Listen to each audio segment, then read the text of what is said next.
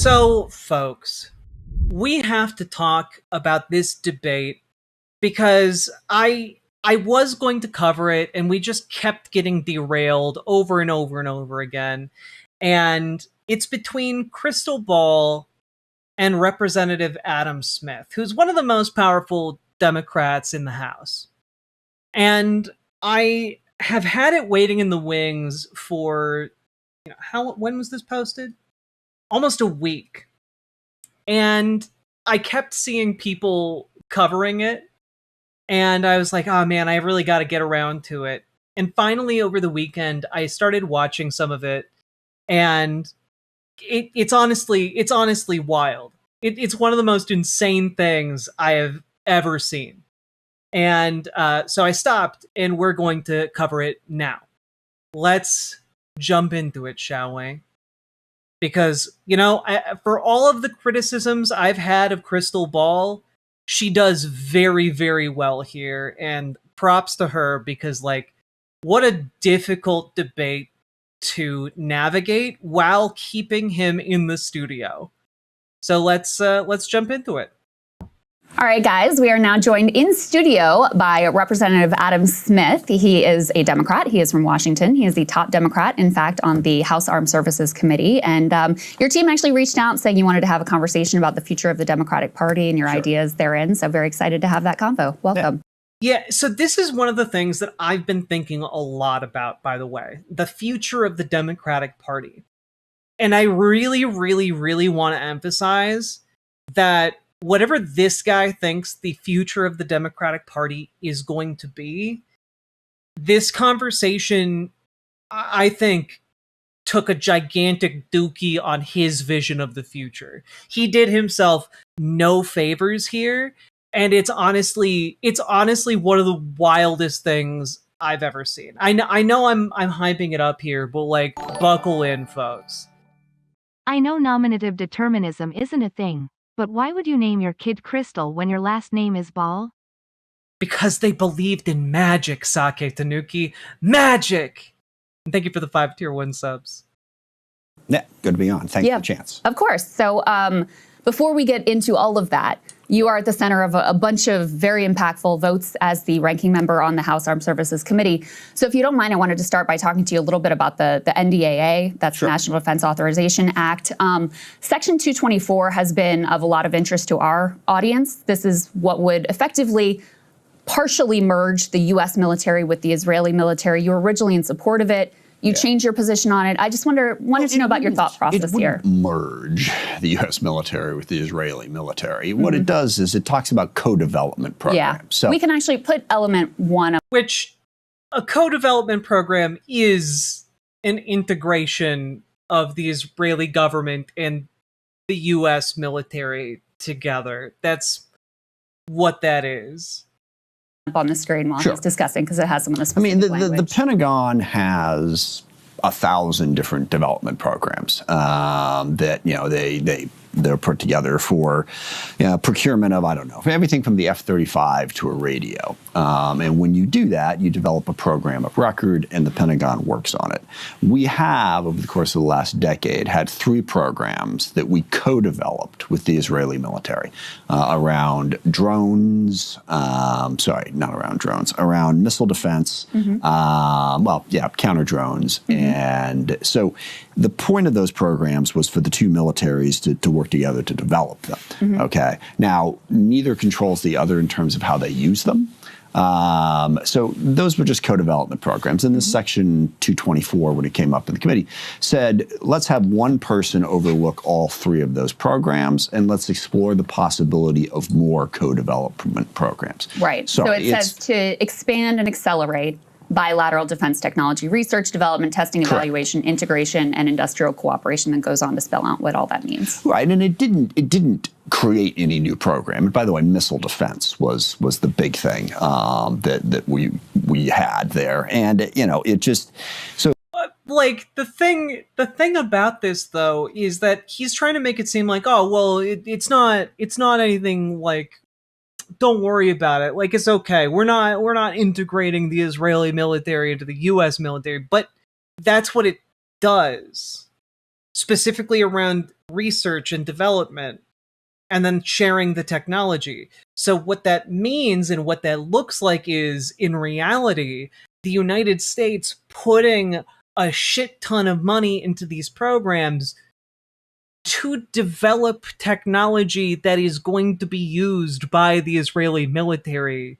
Like, it is essentially a gigantic subsidy for the Israeli military to get their hands on more advanced technology that they're then going to use to, like, I don't know, slaughter children in Gaza. Like, that's what this is.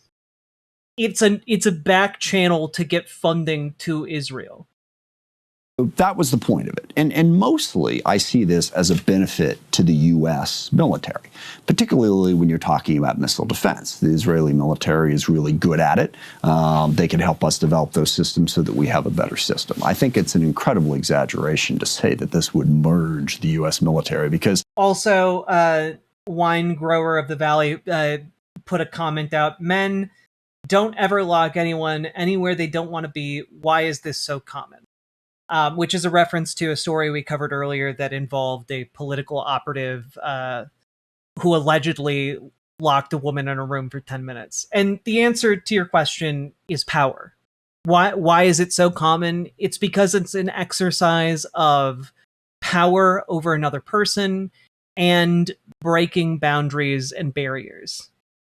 It is the reason it's so common is it's kind of like a testing behavior to see how much power they have, how much they can get away with, and to set the stage for greater transgressions. It's a power play, and some people genuinely get off on power.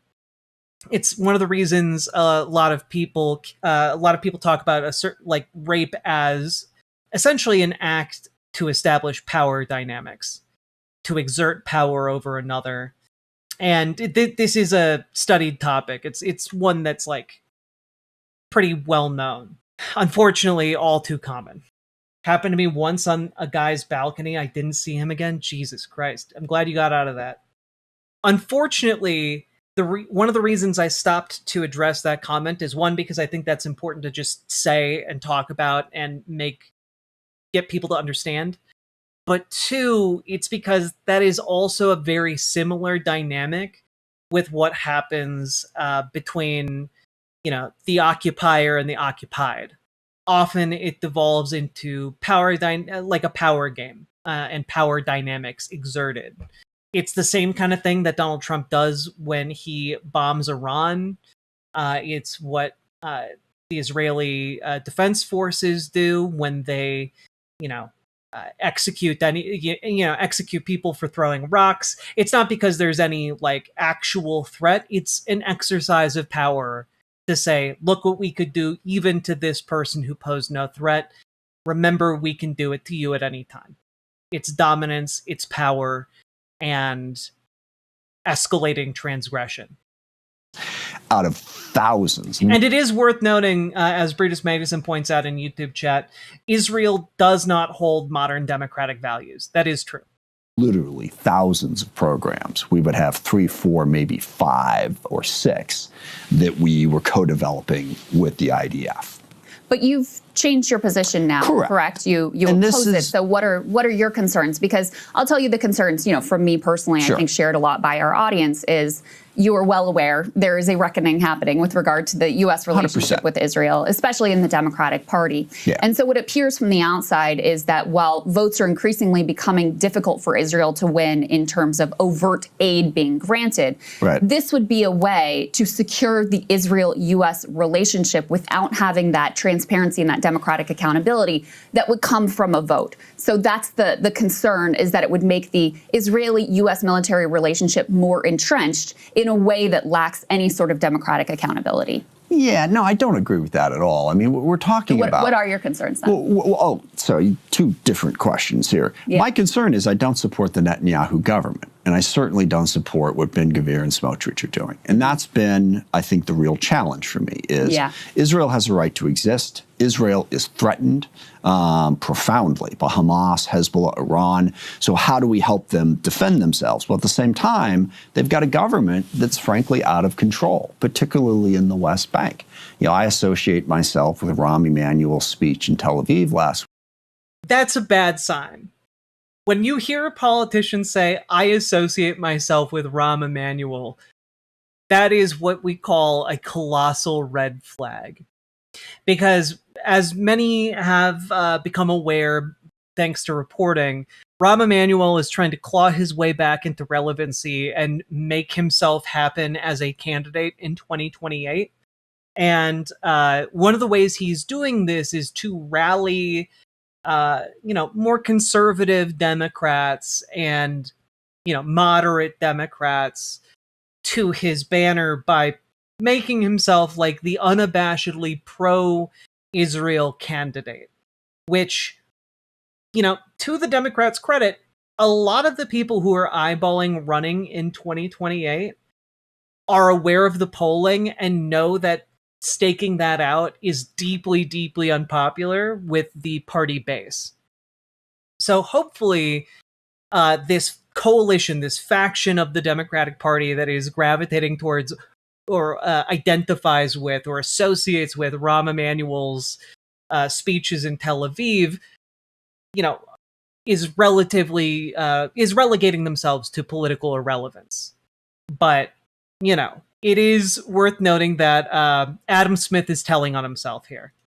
Week, where he said Netanyahu has decided that he is going to be able to defeat. Hey, real spicy spaghetti. Thank you. I went to my first DSA meeting today and officially joined shortly after. Thank you for giving me the push out the door to finally start getting involved. Thank you for actually going out and getting involved, real spicy spaghetti.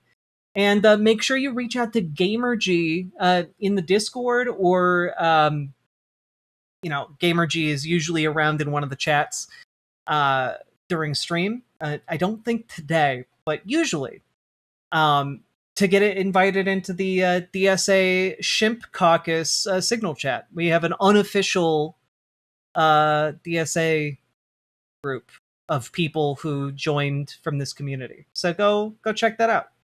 All of his adversaries. So whether you're talking Lebanon, Gaza, West Bank, Iran, it's perpetual war all the time. And then with Smotrich and Ben-Gvir, you've got people who really do want to drive all of the Palestinians out of Gaza and the West Bank, and they're in the government. Yeah, that's, again, this is a false dichotomy to put out there. As if Ben-Gvir, Smotrich, Netanyahu are all anomalies in Israeli politics.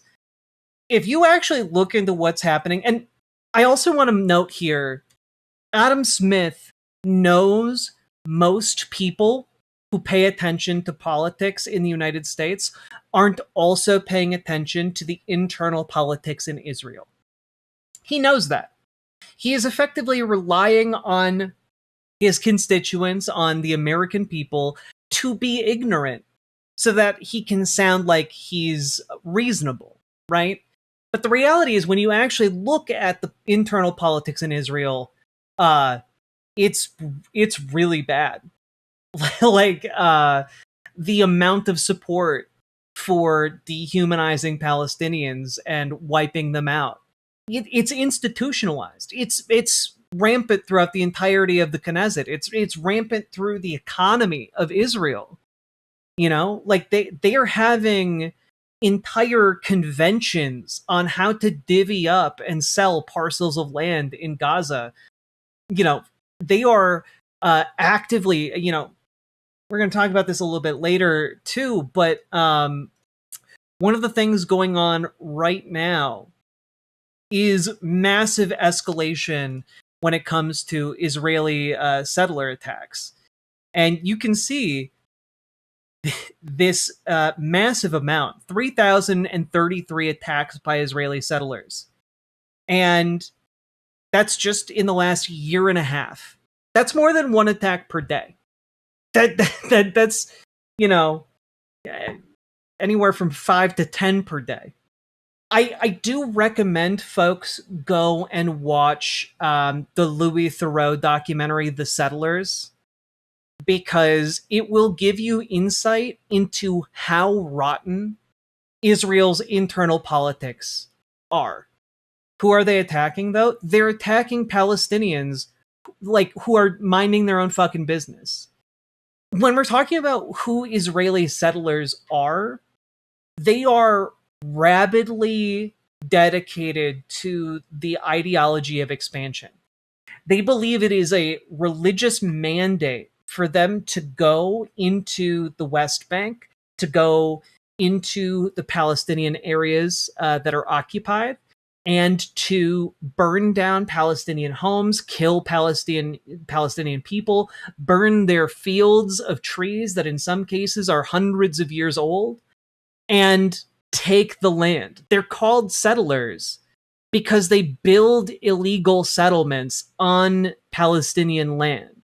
The Israeli settlements in the West Bank are illegal. They are not sanctioned by any one government, but the Israeli military backs up the settlement project. There was just a case over the weekend where a Palestinian man shot an Israeli settler who was trying to attack him and steal his land, and the IDF came in and killed that guy, who legitimately acted in self-defense. There's also some follow-up to the Louis Theroux documentary, The Settlers. It's chilling stuff. There's about many clips of it are dropping now on YouTube, and I recommend folks go and watch those because it's you see him getting hassled by IDF as he goes through checkpoints. Different soldiers try and pick fights with him. They test him to see if he speaks Arabic so that they can maybe take him, arrest him. There are signs all over that say don't hire Arabs, and depicting them as terrorists. And then he talks to settlers, many of them from the United States, who are walking around with assault rifles and pistols, and who talk about it being their duty to cleanse the land. These are regular innocent people and not Hamas. Then Hamas does not operate in the West Bank. When you hear about these settler attacks, they're not going into Gaza and killing members of Hamas. They're burning people out of their homes. The comment he made about Israel being under threat of Hamas reminded me of this. I set up the time step in the link. To us. The thing is, this is the problem. Israel always victimizes itself, and I have never seen a victim putting their oppressor under siege and bombing them 24/7. Israel wants you to believe that they are the victim. Dealing with Israel is so difficult. It's like being in a relationship with a narcissistic psychopath. He fucks you up, and then he makes you think it's your fault. All right, you Bassem. look at Israel as Superman, but they're really Homelander. Bassem. Wallahi, they are shooting Bassem, fish in a barrel, and they are annoyed with the splashes. Bassem? I mean, yeah. They're not settlers as much as they are raiders. I mean, they're settlers in the sense that they are going in and burning these people out of their ancestral homes in order to build their own homes on the ashes. They view themselves as part of a larger movement. I want you all to realize, in some cases, these families may have lived in these places for hundreds of years. Here's from the BBC an example of an attack here. Fun fact, Hamas doesn't attack medevacs because that's specifically prohibited in the Quran. The IDF, not so much. Yeah.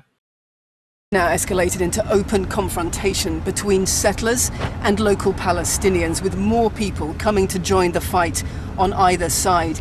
Locals say this is happening almost every day now, and these are the tactics settlers are using to take the land, field by field. The speed and spread of this attack was breathtaking. Dozens of settlers fanning out across the hills. We watched them break into buildings.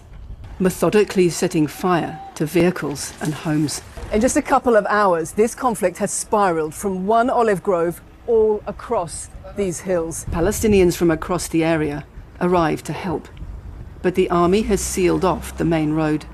The army later told us that Palestinians had burnt tyres and that 4 Israelis were treated at the scene. We weren't able to speak to any of the settlers involved. The local Settlers Council told us there were elements on both sides seeking provocation, which it strongly condemned. This has now escalated into open... Yeah, the local Settler Council is totally unbiased in its, assessment of what happened. We have literal video of settlers, like, streaking across the fields like they're fucking zombies in an apocalypse film so that they can attack farmers.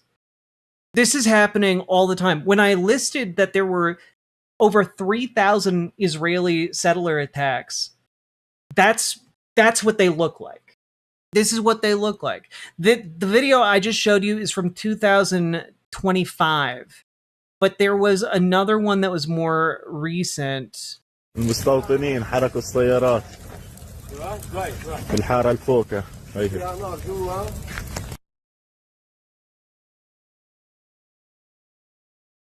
They come in the night, torch the homes.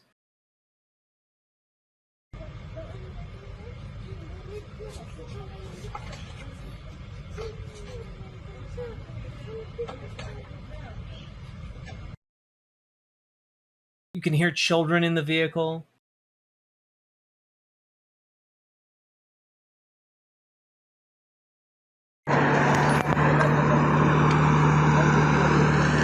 One of the reasons I'm not a Krystal fan is that she's not antagonistic with absolute ghouls enough. Same with Sagar. It's true. But I also think that if you're doing like a serious interview with like a member of Congress, the level of antagonism you have is a little limited.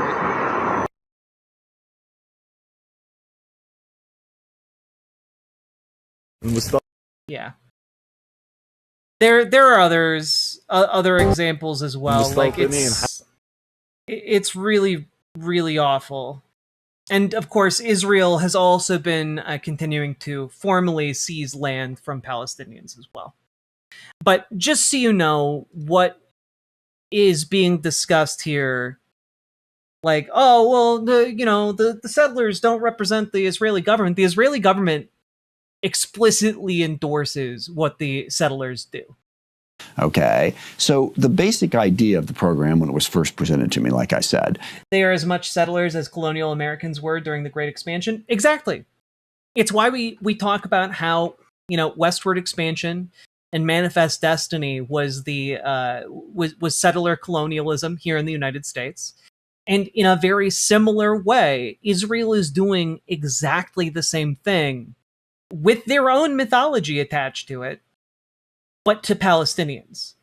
And the atrocities that the United States and Americans did to the indigenous people here are beyond horrific. And what Israel is doing to the Palestinians is similarly beyond horrific. It's the same shit. It's co-development programs and like a missile defense, something we could definitely learn from Israel on. And it's a program. You can decide whether or not to do co-development programs. And by the way, if we decide... Has Krystal not gotten better? I think Krystal has gotten better. But like, this is the kind of conversation where like, you want to keep this guy talking because he's digging himself like into the deeper shit. Congress that we don't like that program, we can vote it down. It's not outside of the democratic process. We don't have to vote and approve every single program of record that the Pentagon develops. Mm-hmm. So I don't agree with that aspect of it, but a couple of constituents in particular reached out to me and explained that, look, at this point, voting for anything that integrates the U.S. and the Israeli government further, given where the Netanyahu government is at, is just a statement we don't want to make right now. And I agreed with that. And that's what caused me to change my mind on that particular issue. So you've said you would vote against that on the House floor. I would vote to remove it from the bill, yes. So you are ranking member, House Armed Services. That makes you one of the four most important people in D.C. in terms of what ends up in the NTAA. And for our audience... Except Go for ahead. the fact that I'm in the minority. You're in the minority, of course. And I don't control Sure. Yes. what the majority does by any stretch of the imagination. But what I wanted to know is if you would use that position when it comes to conference, which is when and this is for our audience, I know obviously you know this, when the Senate version is merged with the House version and any difference are reconciled. I will advocate for the removal of that provision. And if it's not removed, will you refuse to sign off on the conference report? I don't know that I would go that far. It depends on what else is in the bill. I mean, look, the bill itself has the massive problem that it's continuing to fund the war in Iran, which is an utter disaster. So I am probably not going to vote, well, almost certainly not going to vote for the bill as it comes off the House floor now, just in and of itself, regardless of that particular section. Just because of that one section, I don't know that I would vote against the entire bill. Well, and that was actually the other thing I wanted to ask you about is why are Democrats considering supporting an NDAA at all while Trump is prosecuting a disastrous, illegal, unconstitutional war, which to your credit, you've been very vocally outspoken against? Yeah, well, there's a couple of layers to that. First of all, and this is where we get into some of those divisions within the Democratic Party, I believe that we do need to have a Department of Defense. We need to support our troops. We have national security threats that we have to be prepared to deal with. All right. So, do people disagree with that? Well, there are somebody. Look, the Democratic Socialists of America, in their platform, is defund the Department of Defense. It's in their platform. Have any of the candidates that you're aware of held that position or advocated that position? I don't know. I see lots of people advocate for cutting the Pentagon, which I would agree with. That you may agree with as well. I don't know. I haven't heard anyone advocating for getting rid of it. At least nobody who's elected to office. Yeah, no, they've. Yeah, I mean, like, no one's actually doing this, but it's a fun boogeyman to think about. But it's part of the DSA platform, okay? And also a broader. Do you agree with everything, single word of the Democratic Party platform? I do not. Okay. Okay. So, see, like, I do think Krystal Ball does good here. Like, I think she does good. I think she's doing great. I also think it's very funny that he keeps doing, like, the okay thing, like that one South Park character. Yes, but so should you be held to, whatever views are theoretically in some policy position paper, or should we deal with the reality of what your positions are? Why would they put it in there in the first place? But aside from that, well, because we spend like $20 quintillion on the Department of Defense, and frankly, it's a complete and utter shit show, and it has never been able to pass a fucking audit. So, like, maybe we should reduce its funding until it can tell the people who oversee it exactly where the money is going. Like, if you can't draw, like, I mean, I feel like this is a pretty, like, sensible position. If you, the Pentagon, cannot show the elected representatives of the American people where the money went in the Pentagon, you don't get that money anymore. I think that's pretty straightforward. Like, I don't, like, we shouldn't be shoving infinite money into a void somewhere. The military is overfunded at the expense of everyone else. Exactly. That particular point, there's the larger question of the role the U.S. plays in the world. And this is where I do disagree with the DSA. I mean, their general position is that the U.S. is responsible. This is where I do disagree with the DSA, has been disagreeing with the DSA the entire time. For most of the conflict. They claim national security reasons. No, they don't. The Pentagon has never been able to pass an audit, and it's not because of national security issues. And they've also basically said it's not because of national security issues. It's because the management of the Pentagon's budget is utterly inadequate. It is like just a complete black box. And we need to like actually rein in that out of control agency. It was created by the American public. It can be reduced by the American public. In the world. And I've heard these arguments about whether you're talking about Iran, North Korea, Russia, China, that everything they're doing is merely in reaction to us. And I don't agree with that. I think we've done some bad things without any question, but I do think we face threats that we need to be in a position to deter. So I'm not, going to say that we shouldn't ever have a National Defense Authorizing Act. The second piece of this and I'm curious, well, I'm curious what people think about this. Just to pause on that point for 1 second. The argument I'm making, and I think other people, is not that we should never have a National Defense Authorization Act. It's that in this moment, Democrats, as you know, have precious little leverage that they can use as Republicans control the House, the Senate, and the White House. Trump is prosecuting what is an illegal war. There was a war powers resolution that was passed through the House and the Senate that he is in violation of. Just to be clear, it's a bigger part of the problem. Even if this war was legal, it would still be a disastrous, stupid, terrible, horrible idea. Yeah, so why vote for the Defense Authorization Act if it's an illegal war and everything about it is bad? Why continue to fund this? McFly? American people to the American government. True. Unironically, we should be doing that. 100% agree on that. But it is also illegal. Yeah. So why not use this moment when they would dearly like Democratic votes? I'm not disagreeing with you on that at all. Yeah. So you think so you won't support an NDA and you don't think the rest of the Democratic Party? There will probably be some who will and some who won't. I mean, and again, how do we use that leverage in an effective way? Mm-hmm. Yeah, guys, only some bad things. Nobody ever talks about the Pentagon's, daisy planting budget. Nobody ever talks about it. And keep in mind also the National Defense Authorizing Act doesn't actually fund anything. It's not the appropriations bill, it's the authorizing bill, which is the other point I've been trying to get to. Congress needs to exercise oversight of the Department of Defense. Iran-Contra kinda exposed the fact that the military and security state don't abide by the constitutional plan for Congress having power of the purse. 100%. And yet, Congress should reassert itself. We've got a provision in the bill that would bring back collective bargaining for all DoD employees, which we got put into the bill. We've got a variety of different things that fence Secretary Hegseth's budgets if he doesn't, begin to turn over more information. It's us exercising our oversight. If we pull back from that and don't do anything, that winds up with the executive branch having all the control and all the authority. No, it doesn't. If you pull back from that, it rescinds authorization. You can starve the Pentagon of a budget. We just don't pass anything. So there are some things in this bill that exercise oversight of the Pentagon. We step back from that. Trump just goes and does what he wants to do without any congressional oversight. So that's the balance. Because I think the mistake when you say leverage, the notion is if we say we won't vote for it, the Republicans will therefore give us this, this, this, and this.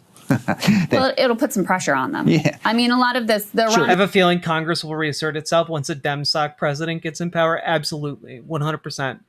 Which is why it's so goddamn important for you guys to get involved in your local political process right now. Join your local Dems. Join your local DSA.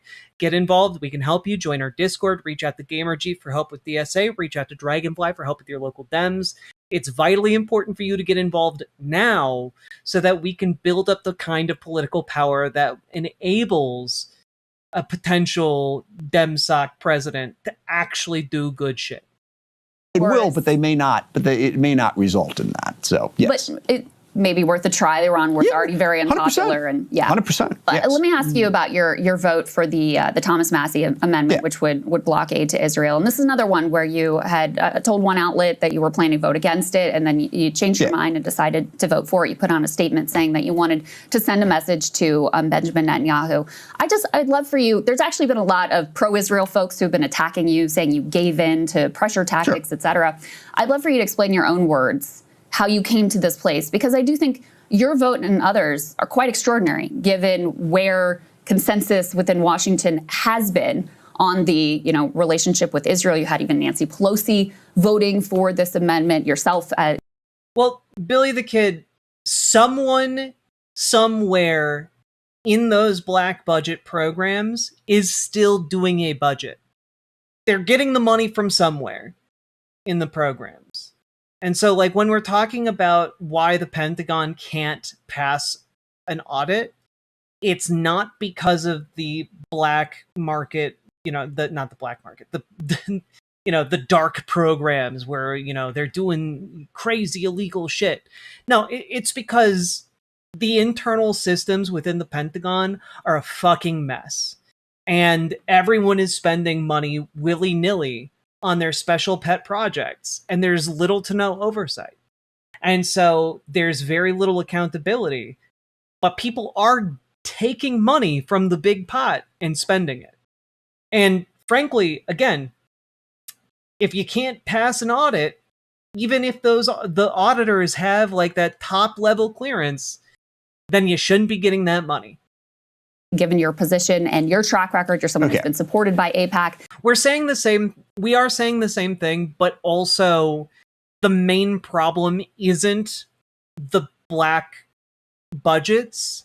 The problem is absolutely no unified oversight or tracking method within the, myriad of different Department of Defense programs that can effectively allow the Pentagon to pass an audit, right? So like it's not just, oh, there are secret programs. It's not really that's not really the huge issue. The issue is the entirety inside of that is just a fucking shit show.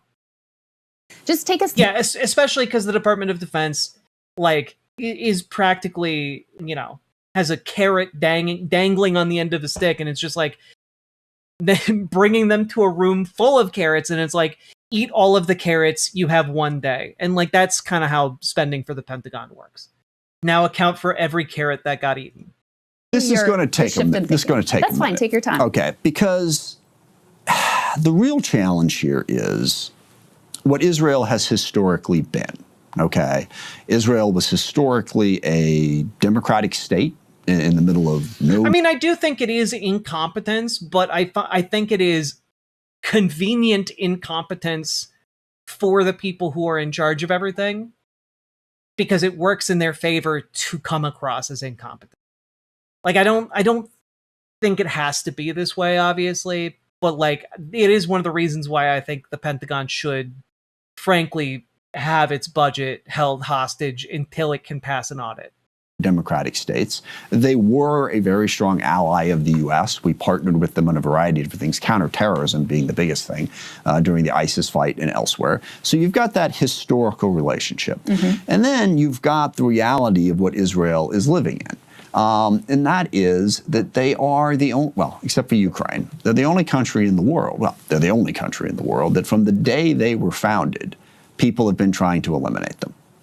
I mean, there's no other country in the world that Yemen and Saudi Arabia fought, but the Houthis never said that Saudi Arabia didn't have a right to exist. I mean, most countries, when they get formed, have to face an opponent that says you don't have a right to exist. Most countries aren't just like amicably formed and then like perpetuated. Like that's not really how states work. The United States certainly didn't start that way.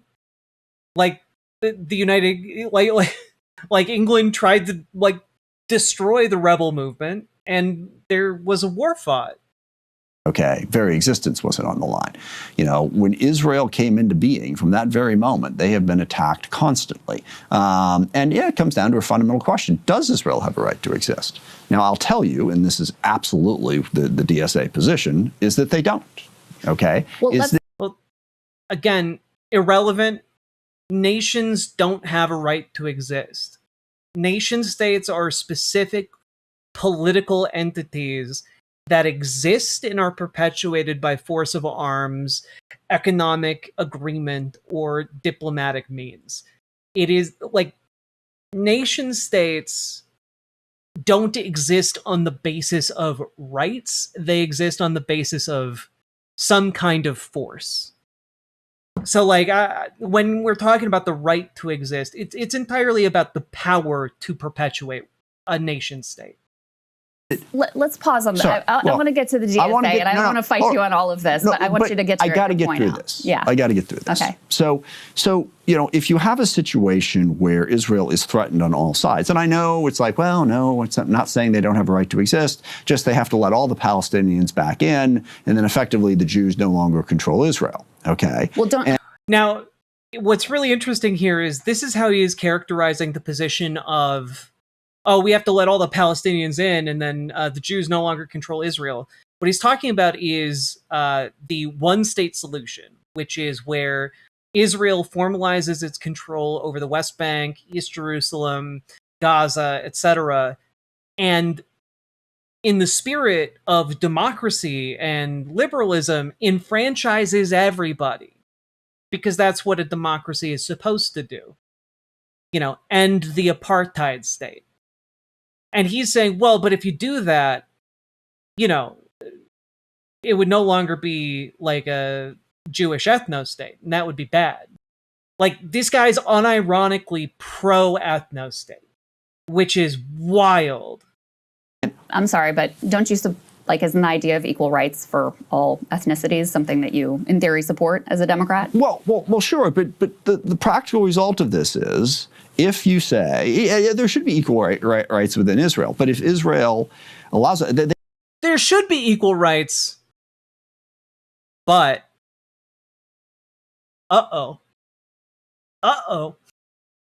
this man does not believe in multicultural democracies.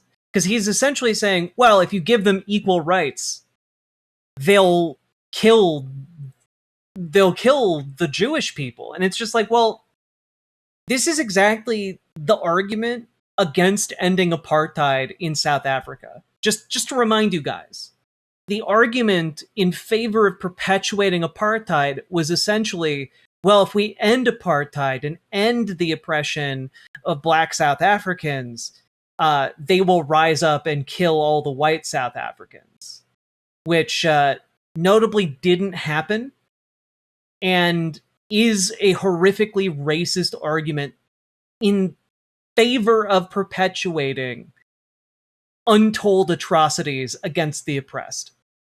They cease to exist as a country. No, they cease to exist as a Jewish ethno-state.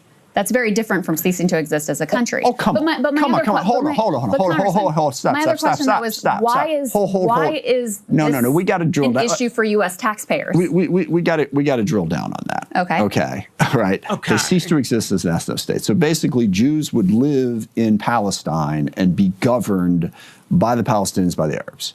Okay. And maybe that's just what has to happen in the minds of some people. No. You have to understand.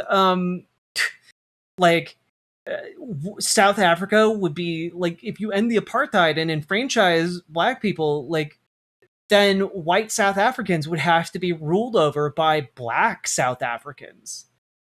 I mean, but we're not talking about ruling. We're talking about democratically representing. What's really wild is that being openly pro-ethno-state doesn't get you discredited. That is really something, isn't it? I mean, Southerners also thought civil rights would result in Black people killing all the white people. Yeah, 100%. He is, in 2026, this guy is regurgitating, Confederate-level propaganda. And somehow isn't immediately ostracized from the entirety of the Democratic Party. People, but understand the consequences of it. Understand why Israel was created in the first place, so that the Jews would have some place to go. Okay, right? And but to just blithely say, well, yeah, it'll go away and it'll be fine. So that's point one. Well, first of all, you're mischaracterizing my position. But what is your position? What is your position? Second of all, you're ignoring that Israel was not created and a land with no people. No. I know it wasn't. No, there were people there. I know it wasn't. But they have every right to subjugate the people that were on that land. is a wild thing to say. No. Look, I know there were other people there, but you had to do a little genocide, do a little ethnic cleansing, and now they have an ethno-state forever. Placed. Right, very few countries ever were. The Nakba. Yeah. There is a dispute over land. Yes. And Israel today, which I think is what you were getting to, is an apartheid ethno-state that, and I don't think you use this language, but that is in the process of committing a genocide. So we can debate the Israel of the past and the various historical interpretations of how we got to this place. But I think you're correct when you say we have to deal with the reality of today. And, which is a great point from Krystal, because he's trying to run away from this point by retreating into the past. He's trying to make an argument that like, oh, well, things were like this almost 100 years ago. And he's trying to like getting engagement on that front in an effort to run away from the conditions of today, which is what we have to contend with. It is good to have a historical understanding of the region. It is good to know what has gone on in the history of Israel, but that doesn't necessarily tell us how do we come to a more equitable solution today. I would argue that it's not just the Netanyahu government. We can certainly argue that point. Yeah. But we have Jake Sullivan. Yeah, like an excellent counter question would be along those lines for Lauren, right? Like, does he think that white people elected to Congress rule over black people in America? I think that there were definitely some ways to get a little bit more confrontational here to make him really start fucking sweating. But I think Krystal's doing a great job. Sullivan, who just came out and said that he regrets the Biden policy of the bear hug. He thinks they should have done more to restrain Israel. And I'm wondering if you have any regrets, because now you're voting in a somewhat different way, both with the NDAA shift in position, with the Massey amendment saying, hey, we should blockade. I want to send a message to Netanyahu. At the peak of the Gaza onslaught, you had a complete siege. You had entire neighborhoods that were leveled. They created the largest population of child amputees. Do you have any regrets about your votes during that time period? I don't, because everyone forgets about October 7th. Everyone forgets about what Hamas and Hezbollah. Dude, he's like, do I regret all of the children I've killed? I have indirectly killed and maimed. No, I don't. Because think about this bad thing. Obviously, because of this bad thing happening over here, all of the killing and maiming of children over here was completely and totally justified, actually.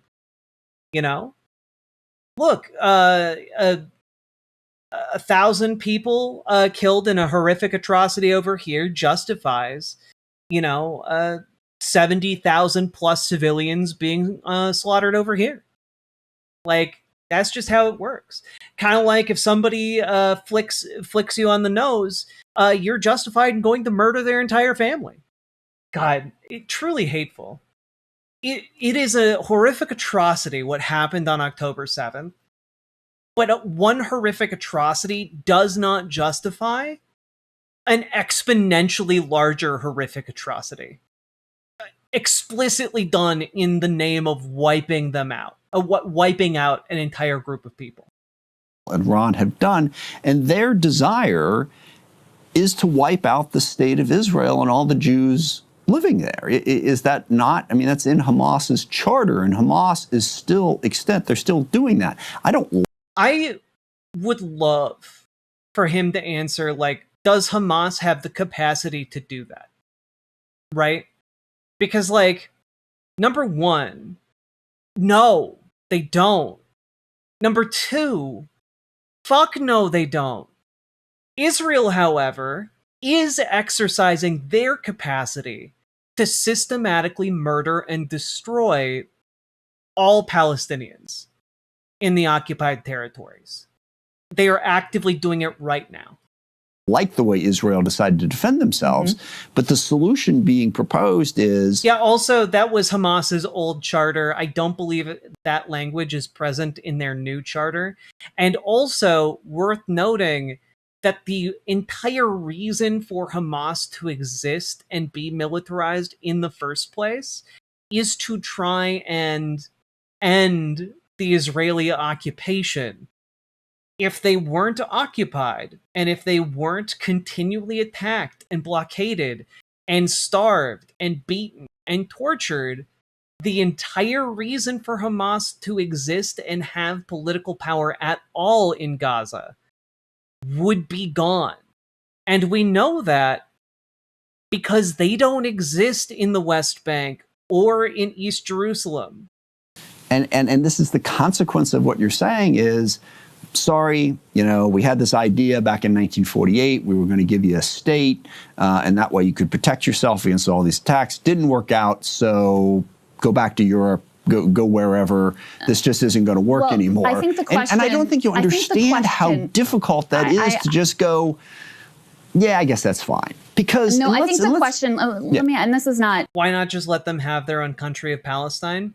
It's kind of like, why not just let indigenous people in America exist and not have westward expansionism? Netanyahu helped Hamas grow and gain power in order to undermine the stability of Palestine, in his words. That's absolutely true. The Netanyahu government specifically funded Hamas in an effort to destabilize Palestinian governance and in an effort to vilify all Palestinians. We should have known from the advent of the ethnic cleansing and the Holocaust how this would be weaponized. It's true. I see what you did there, Saka. Thank you for the 2 tier 1 subs. Jessica Thank you, Miss RBJ, for doing good work less than 3. Thank you for the support. I really, really appreciate it, folks. But it's the same reason why, why can't they just get along? Why can't Israel just allow Palestine to have a state?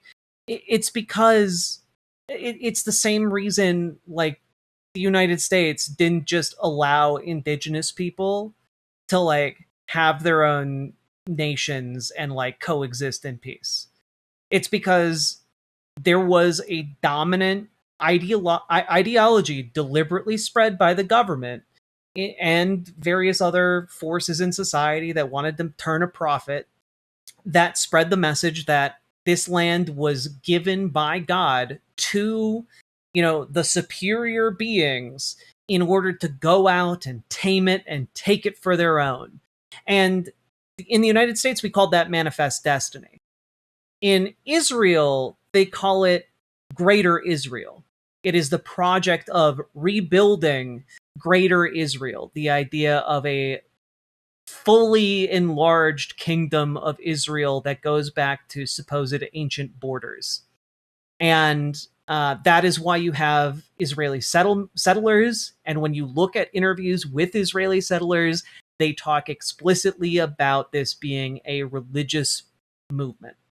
It's the same shit. Same shit. They can't leave it alone because ideologically and financially, they benefit from not doing so.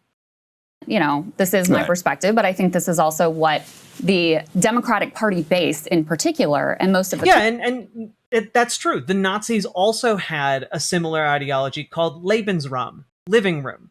It is what justified their expansionism as well. Many different countries and empires have different ideological foundations for their expansionist ideas and expansionist movements, because they want to portray themselves as the good guys. I have a serious question. Can the world be a safe haven for Jewish people? I'm not entirely sure what that means, but every country could be a safe haven for anybody. One of the things I find wild is the talking point that Jewish people need an ethno-state in order to be safe, when there are other countries to live in as a Jewish person and be safe. Like the United States, for example, at least parts of it, pretty safe to be a Jewish person. I've been to Brooklyn. I know. I know what goes on there. Tons of Jewish people. Country view at this point is, why should our tax dollars, given all the things in the world and all the things in our country, that's why I voted for the Massey Amendment. Could be, spent in much more effective ways. Exactly. Why should that be going? It shouldn't. I'm guessing, but I think that means Jews should be safe anywhere in the world. Yeah, but so should any group of people. Every group of people should be safe anywhere in the world. Prop up an ethno-state that is an apartheid state, and I wonder if you agree with that characterization, that has been committing If you don't want to say genocide, certainly war crimes with that tax money. But that's fine. Yeah. Look, I also think it's deeply problematic to set up that the only way someone can be safe is if they live in an ethno-state that conforms to their ethnic identity. Like, that seems like a deeply dangerous line to go down, because it's literally the exact same thing that white nationalists say. And frankly, I don't think you should be aping the arguments of white nationalists ever. Oh, that's why I voted for the Massey Amendment. I don't think we should be sending that money over there. But look, I have concerns about Hamas, about Hezbollah, that people don't seem to share. No, you can have plenty of concerns about Hamas and Hezbollah, but a systematic war of aggression to seize territory that's not a response that is reasonable. The territorial grab gives the game away. Let's say that this plays out the way you describe, and okay, there is no Jewish ethno-state, and the consequence of that is there is no Jewish state. Basically, you have the... Again, this idea is wild. He just said it. Like, the fact that a ranking Democrat in Congress just explicitly called it what it is. Say that this plays out the way you describe, and okay, there is no Jewish ethno-state, and the consequence of that is there is no Jewish state. That's a member of Congress tacitly admitting, like, yeah, no, okay, so there's no Jewish ethno-state, okay, which means there is no Jewish state. It's just like, well, no state should be an ethno-state. Like, the entire premise of democracy is equal representation. If you set up a country that is explicitly ethno-supremacist, that is not compatible with democracy.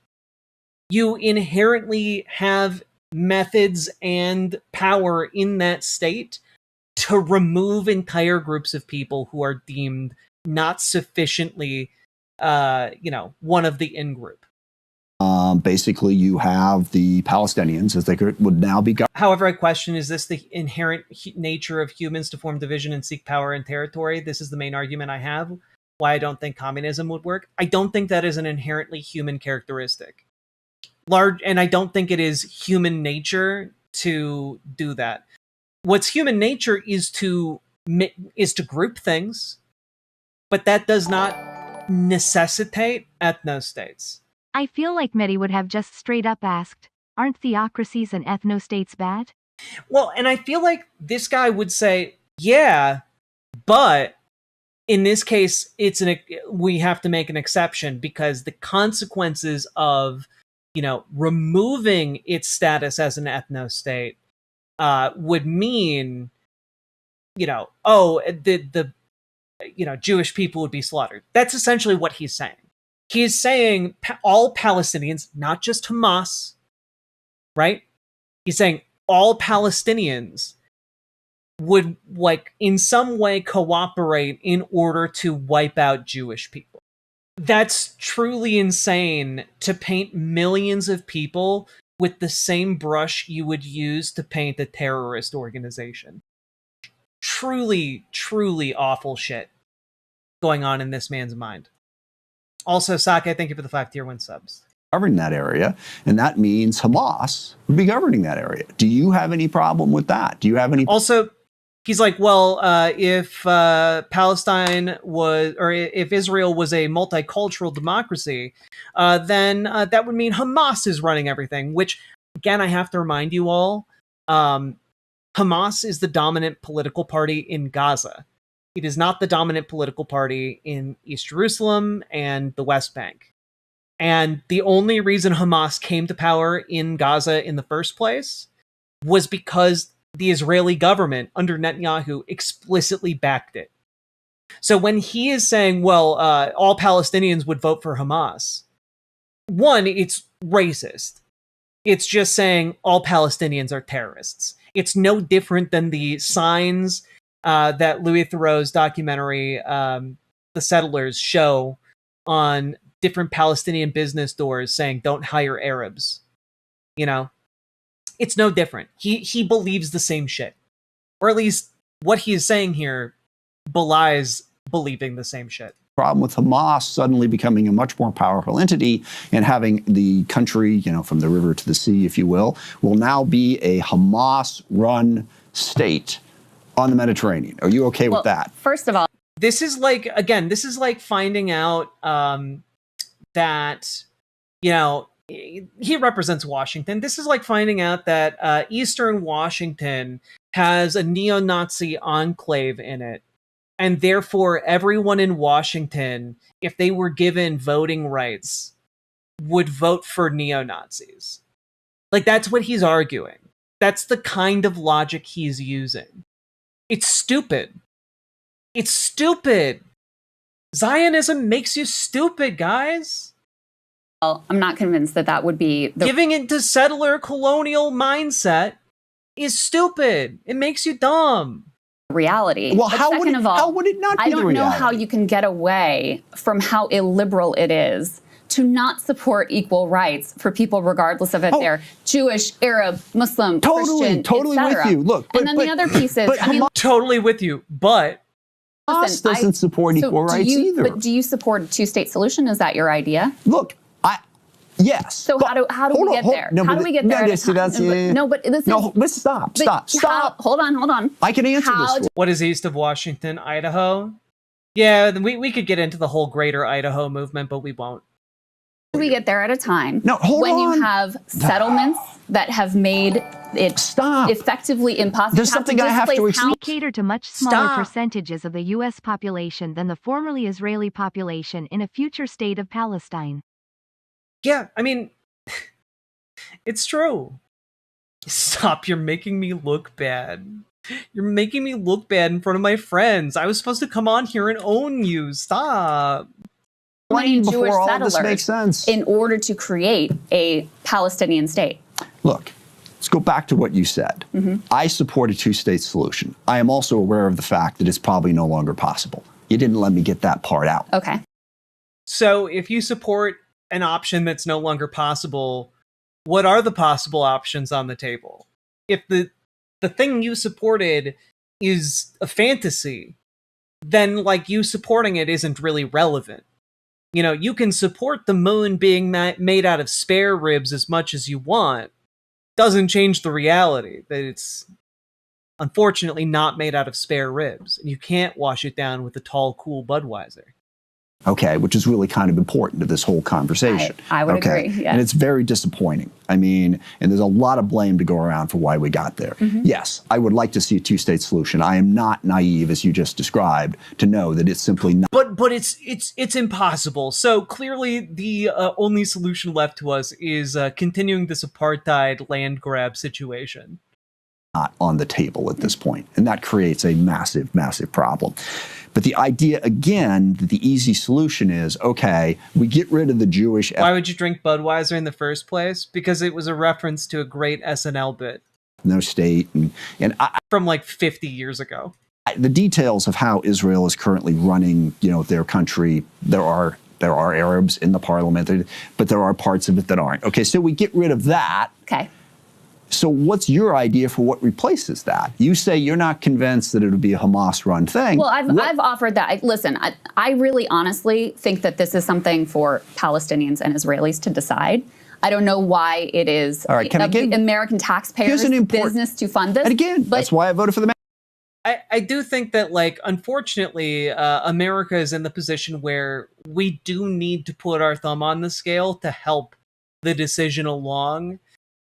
And we should. Like, I do think that Krystal Ball fumbles here because, frankly, I think the United States should do everything in its power to end apartheid anywhere and everywhere. I don't view that as, like, a problem. Well, you know, if they decide apartheid's the right thing to do. Like, no. We should be using our influence to end apartheid. But what is actually your idea? Because if you're saying, you know, you don't support a one-state solution, you don't support a two-state solution. There is no good solution. That's where you are. That is the reality. You're literally an elected leader. It is your job in a situation where there is no good solution to forge a good solution. where none is readily available, you have to make a better solution. Of where we are now, right. And I'm no good and I'm open to ideas, but let's understand the history of this. That's true, Gila Monster. We are already thumbing the scale, just in support of the ethnic cleansing. It's true. That's what this guy is here to do. There's a great book called Palestine 1936 that described what was going on there. So you were coming to the end of the... No. Look, guys, we can't talk about what kind of future-facing solutions we have. No. We have to go back to 1936. British mandate. And you had, the Jews had been coming in since the 19th century. They'd been there a long, long time ago. And they were looking for, So world police? Not necessarily world police, but like, our world is interconnected. We have a globalized world. And in a globalized world, we should use what influence we have to bring about more equitable, like, situations for everybody. That's my main position is, yeah, if we have the ability to stop a genocide, we should stop it. If we have the ability to, like, end an apartheid, we should do that. That doesn't necessarily mean, we put together an army to invade different places, but, like, it does mean, hey, recognizing where our money, where our power is used, and attach conditions to that. And those conditions should be democracy, should be free and fair representation. A place to be. The Palestinians were looking to drive out the British. And the Palestinians and the Arabs reached a conclusion in the mid-1930s and said, okay, Jews, you can stay, but you're not going to run anything. Okay? Jews said, no, we can't stay. So they started a civil war. Okay? And they fought. And then, of course, 1948, they got the country created. Another war was started. A war, and I know people say, well, this is a war to drive the Palestinians out. It was also a war to eliminate Israel, to basically kill Israel in the crib in 1948. And they fought, and they fought, and they fought, and they fought. And at no point was there ever anything carved out for the Jews. And so the Jews have been fighting an existential fight. And Jesus Christ. Fair point, Jack, but America not being so economically dominant would bring a lot of peace to the world. True. Luckily, that we do seem to be collapsing a little bit. So we'll see. Wait, did he just say that they were going to let the Jews live there? Yep. The apologia is wild, right? And, like, I want people to understand, like, he's trying to make it sound like a reasonable thing happened, right? Like a reasonable situation developed. Like, oh yeah, no, look, the powers that be declared that, like, these people would come and live right here, and everyone got really pissy about it. And it's like, yeah, the people living there were upset because, like, you're literally displacing them in order to put in a new group of people. Like, I'd be pretty upset too if, another nation, like if England came in again, resurrected King George III and said, everyone in my state had to leave because he wanted to move a group of people here. That would piss a lot of people off. And, like, he's talking about that like, oh yeah, no. I guess I'm just kind of like, would you not fight for your home? Would you not fight in order to not be displaced? It's one of the most reasonable things in the world. And I just, when we're talking about this conflict, there are so many different ways it could have been pursued.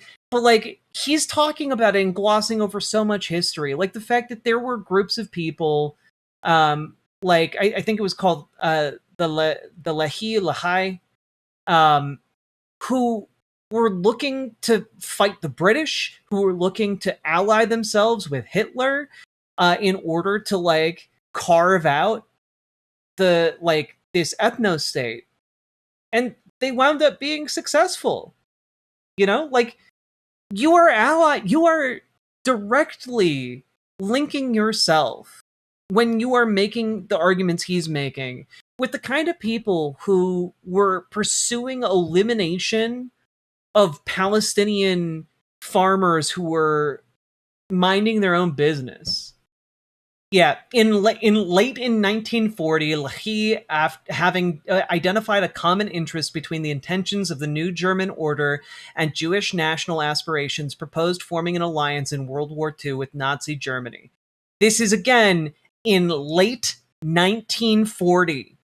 The organization offered cooperation in the following terms. Lehi would rebel against the British, while Germany would recognize an independent Jewish state in Palestine / Eretz Israel, and all Jews leaving their homes in Europe by their own will or because of government injunctions could enter Palestine with no restriction of numbers. And this is a direct quote here from Israel Eldad, one of the leading members of Lehi. It's not Hitler who is the hater of the kingdom of Israel and the return of Zion. It is not Hitler who subjects us to the cruel fate of falling a second and third time into Hitler's hands, but the British. It's so hard for me to, because I know you consider yourself, I think, liberal. You would describe yourself that way, like in the classical liberal sense. But I'm liberal, just not when it comes to this one ethno-state that I like. Every liberal gets one ethno-state. There's no liberal option on the table here. That's what I'm telling you. Why? Make one. We are the backer of all the politics in Israel. We do not have to support this.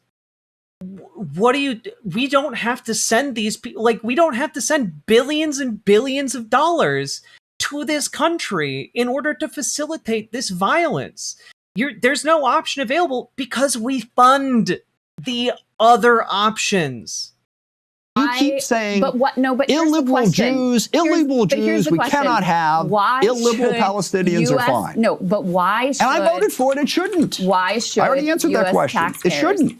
Okay, so, and is that your answer for this particular amendment, or will that continue to be your position moving forward? That's where we're at. So you're done with the U.S. funding Israel? I think... Work it out themselves? Yeah. I'm not 100%. I got to say, I mean, look, if tomorrow there's a peace agreement, okay, and they actually go forward with something where they create a reasonable alternative for the Palestinians in Gaza, if they actually stop what they're doing in the West Bank and get to peace in Lebanon. They aren't poor, though. They can do all that anyway. Of course, they can do quite a bit on their own. But one of the only reasons they are able to do those things is because they also have the diplomatic backing of the United States. They also have the economic ties in the private sector between the United States and Israel. And they also have the military assistance and support from America. All of those strings can be cut. There is no reason to continue to have any relation with what it amounts to an international pariah state on the level of North Korea. That may change. I don't see that happening, which is why I gave you the answer I gave. But again, this notion that somehow there's a liberal option on the table, and how could we possibly support the illiberal state of Israel? What's going to come in there? Okay, that's going to be liberal. Well, now, I'm with you on the taxpayer dollar piece. You mentioned Rahm Emanuel's speech. You said you associate yourself. Yeah. If memory serves, he supports banking sanctions on Israel. We sanctioned our ally at the time, South Africa.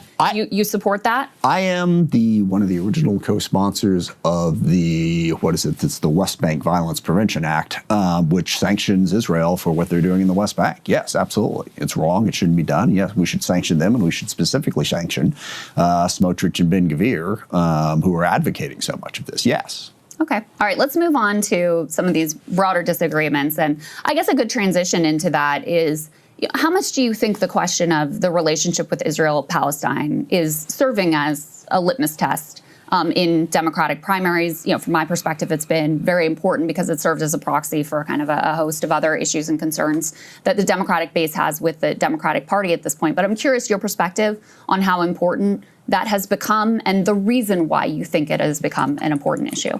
It's becoming more important. It's not the most important issue. The most important issue, it's not even close to the most important issue in these primaries. The most important issue that is driving the anti-establishment feelings in the primaries is two things. Number one, the belief that we have not effectively fought Trump. Okay, when you look at what really drives these people, yes, Israel's part of it, but it's also going after, you were part of the establishment, how come you didn't beat Trump? Now, I have a complaint here, and that is that a lot of the policies of the DSA and the left, open borders, defund the police, the idea that you can't... God, I fucking hate all of the talking points that Republicans make against Democrats, conservative Democrats make against DSA. And it's like, one, when has the United States had open borders? Two, where have the police been defunded? We literally nowhere. Like, there aren't even data points to point at and say, look at what happened when we did that. Possibly spend enough government money, identity politics. A lot of those things are what gave Trump his power. And part of the reason those... Yeah, like the last time we had open borders in the United States was before the Chinese Exclusion Act. Of us in the establishment struggle... I'm sorry. Government money, identity politics, a lot of those things. Identity politics. I wonder what you mean by that. Should I guess Democrats shouldn't stand up for minorities? Democrats shouldn't be standing up for, like, LGBTQ people. Democrats shouldn't be standing up for racial and ethnic minorities. It certainly sounds like this guy's a Republican. Are what gave Trump his power. And part of the reason those of us in the establishment struggled to beat Donald Trump is we were having to defend policies like open borders. Okay, and Trump walked right into that. The fact that he is capitulating to this framing is insane. We had to defend policies like open borders. The open borders under Biden? What are you talking about? Jesus Christ. I don't think you read much about South Africa. Look, I've been seeing the debate playing out down there. Just as a quick FYI, this is from June 10th of this year. Real quick. This is for the Institute for Security Studies in Africa. Debate about South Africa's falling murder levels masks a deeper crisis. To keep murders on a downward trajectory, South Africa must prioritize and fund interventions that prevent family violence. Because family violence is the main driver of violence in South Africa. It's not whatever fucking racially based terrorism is being imagined by folks in the vertical chat. Stop it. You see the BS I have to deal with in this state? I have this chump, an MGP here. This guy sucks, Dragonfly. This guy, actually, wait, let me look up real quick. Washington 9th Congressional District. I want to know... Dude, this guy doesn't even represent, like, Eastern Washington? Dude, this guy sucks. God, this guy... This is Seattle, right? Southern Seattle. Gotcha. This guy sucks. Seattle, do better. Is this the guy who, like, represents Boeing? Like, the Boeing era of Washington? All right. So the notion that it's just the establishment that led to Trump losing, I think is a misplaced fact. Can we pause there for 1 second? Go ahead, get to your critique. And I certainly, but I also think that the establishment Democratic Party, I mean, the whole Joe Biden thing, nominating, even thinking about nominating Joe Biden in because of his age. Well, because he couldn't. Bellevue and Renton makes sense. I don't care how old he is, he just couldn't speak. Okay, yeah. He couldn't communicate clearly. Yeah. Whether that was because he was old or because he couldn't communicate clearly, it had the same effect. And then the second big issue is income inequality. It is absolutely true that whoever has been governing for the last 20 or 30 years hasn't done enough to create opportunity for enough people. Yeah. Those two issues, I think, really drove the feeling of let's try something different. Now, the question is whether or not the DSA agenda of, is actually going to achieve either of those objectives. Is that what's going to help us defeat Trump and MAGA? Is that what is going to build a more broad-based economic thing? But this is where I am very sympathetic with the DSA. I'm an economic populist. All right, I think we should rewrite the tax code to actually tax rich people. I've been working with a woman, Ray Madoff. She's a professor up at Boston College who wrote a book about how we built our tax code so that investors don't ever pay taxes. Let's change that, okay? I'm very pro-union. Stock buybacks. Why do we have stock buybacks? They didn't exist prior to 1982. Yep. So obviously corporations can exist without them. On that agenda, I'm there. You know, part of the problem I have with the broader agenda is you can't have free stuff for everybody all the time, A, and another message. This guy, you can't have free stuff for everybody all the time. That's not the DSA platform. Like, it's just genuinely not. Like he's straight up coming on here and, like, fabulating. That the left gave us in the last 10 years was that deficits and debts don't matter. Are you familiar with modern monetary theory? Of course. Yeah. It's absurd. The idea that we can just spend as much money as possible is not a problem. Now, well, I want to tax people. I want a better social welfare state. But to argue that we can have a better social welfare state because the debt doesn't matter undermines the credibility of that argument. I think with the decline of the U.S. dollar and potential risking of the U.S. dollar as a reserve currency, it's something we have to think more about now. But here's so let that's me drill, the understatement of the morning, by the way. But let me drill down a little bit on a few things you've said. So you've argued both from most of your argument against the DSA thus far, I think you could characterize as an electability argument. You think no. It's bad policy. Okay, so I don't think having unlimited immigration is sustainable. I don't think getting rid of the criminal justice system is a smart way to govern. It's not just electability. So it's policy. It's not just electability, it's policy. But, like, nobody is running on getting rid of the criminal justice system. Nobody is doing that. This is like getting on this show and being like, everybody needs to stop running on the political platform of digging a giant pit in South Dakota. Too many people are saying we should dig a 6-mile long pit in South Dakota, and it should be 12 miles deep. Too many people are running on this position. It would be a complete waste of our money. Like, this is just, what are you talking about? Nobody's doing that. Literally no candidates in DSA are running on get rid of the entire criminal justice system. And one of the reasons these people are running scared and doing these interviews and trying to talk like this is because they're trying to desperately retake the narrative that, like, they're the only sane ones in the room. They're the adults in the room, right?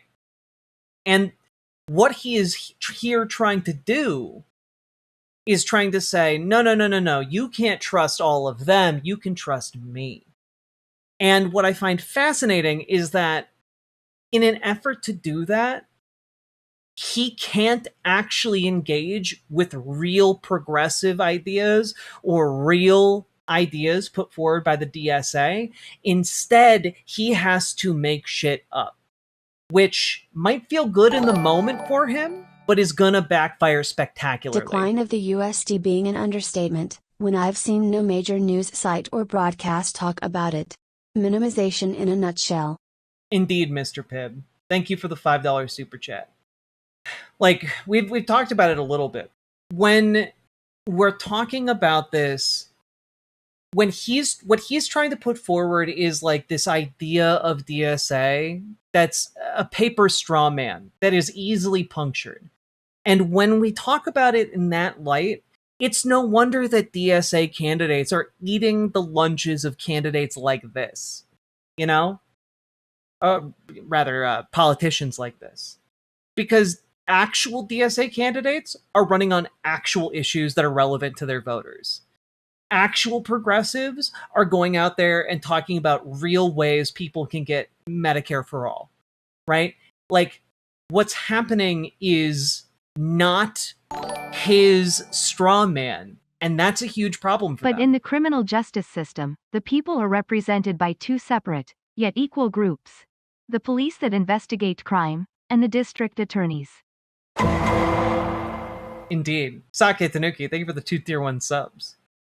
They act like the minute a DSA candidate gets into office, there will be no police, no open all the prisons, when that's a long-term goal that requires a lot of progress in between. Yeah, exactly. And also, like, there would still be a criminal justice system. It just wouldn't look like the terrible one we have now. There would still be, like, some kind of, like, there would still be some kind of system. And when he's talking about all this, like, no one is throwing open borders. Like, that's not a thing anyone can really do by themselves. Like, it's all just fucking lies with this weasel. The question I have for you. So back in 2018, you worked together with Pramila Jayapal on a bill to abolish ICE, which is a key demand. I worked with her on a. Here's what the bill did. Okay, it's a slogan. We have an article here from the Seattle Times, your local paper. U.S. Reps Pramila Jayapal and Adam Smith aim to abolish ICE, restructure immigration enforcement. Exactly. You were one of the Democrats actually who was in office when you voted for DHS. Can I tell you what this actually does, so ICE? We can have an intelligent conversation? Of course. Yeah. Well, what an ass! Like, genuinely, what an asshole. Number one, do you still support this? Yeah. Let me tell you what it does. Okay, because but do you still support it? That doesn't help anything, because what is this? Can I? Yeah, of course. But first, do you still support it? And you can explain more in detail what it is. Let me tell you what it is. Okay. Okay. Yes. When he hit the table, you could hear him like pound the table. Created the Department of Homeland Security. We took immigration enforcement away from the Justice Department and we put it into DHS and created ICE. Correct. What this does is it puts immigration enforcement back at the Justice Department. And gets rid of ICE. Right. Well, it gets rid of... Yeah, no, but... That's it doesn't, my position too. But we're on the same page here. Yes, but it doesn't get rid of immigration enforcement. Okay, so hold on. Let me hold you to account again. Yeah. Tell me which candidates, specifically, not a policy paper that they're theoretically says, which candidates have said we should get rid of all immigration enforcement? I forget the name. The woman who beat Andrew Espelot absolutely 100% said it. Chevalier. Yeah. So you have one candidate who said that. Do you think that? Do you think that her views should be associated with everyone under the DSA label, or do you think that each person should be evaluated individually? Many conversations with many immigration advocates, and I always ask them. And look, I'm in favor of a robust immigration system. I think what immigration enforcement is doing right now is an absolute crime. Okay, and it should be limited. And I think we should go back to the Justice Department. That's what I said. And you still support the bill that you put forward. Absolutely. So you support abolishing ICE. Well, abolishing ICE is just a rhetorical. It's just a look. Getting rid of the secret police that are roaming your streets in hockey masks, murdering your neighbors, and disappearing them, and like destroying the fabric of society itself. That's just a rhetorical tool. He doesn't mean anything by it, guys. It's just empty rhetoric. Label, but you support it, right? But the problem is it means different things to different people. Okay? If you're talking about... And that's why I use it. When I use it, I mean that I will functionally not do anything. And when other people use it, they mean get rid of all law enforcement everywhere instantly in a Thanos snap. No, let's go back to a Justice Department enforcement mechanism. That's fine. But there are a lot more people who support eliminating enforcement. And let me tell you the question I always... Let me tell you... You've given me one. Let me tell you the question I always ask and the answer I always get from dozens of different immigration advocacy groups. I said, look, in order for this to work, you have to be able to tell me who would you deport and who wouldn't you let into the country. And they literally never answer that. Okay, are they in Congress? They are advocacy groups. And here's my other question. This is why I hate the lack of antagonism. He's clearly demonstrating it towards her, but she's not. This just feels like enabling him. Jordan Klepper would never. I do think that it makes him look worse, but Jordan Klepper has a very different energy than Krystal Ball. And I also think that, like, women who are in Krystal Ball's position often do their arguments no favors by being antagonistic, in the sense that it can often make us look bad. because our society is sexist and discounts angry woman yelling often.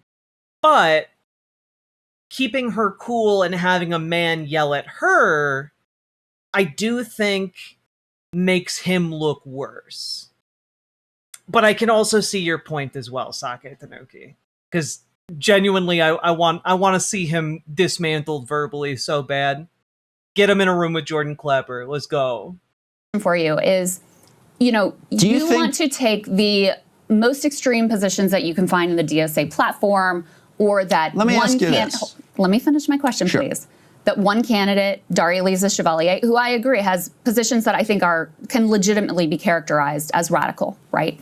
You want to take those positions and you want to tar an entire group of candidates with them. Well, let me ask you this. Hold on. Aren't you effective? I'm not interested in answering questions in this interview.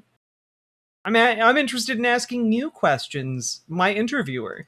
Doing the work of the Republicans there. Yeah, see, by and saying that's always all the these answer. people, That's they're all always the so answer. crazy. They don't want any enforcement. They don't want any police. They don't want any borders. Let me etc. consolidate When for you. Do you they could think? easily characterize All right, you've done your thing. Let me do my thing. They could easily characterize your abolish ICE position as just as crazy and radical as Daria-Lisa. I can't, because the Justice Department is going to enforce it. Let me ask you this: Joe Biden, his policy. Okay, so not just Joe Biden's policy of open borders that you were talking about earlier. Yes, go on. one person in a platform, whatever. Do you think his policy was too lax in terms of border security? I don't, but I acknowledge that politically that helped fuel the rise of the return of Donald Trump. So let me say Now, to that you, is though, something that's widely but hold on a second. Which wing of the Democratic Party does Joe Biden come from? He doesn't come from the DSA left, does he? He comes. Yeah, that kind of fucks up his entire argument, don't it?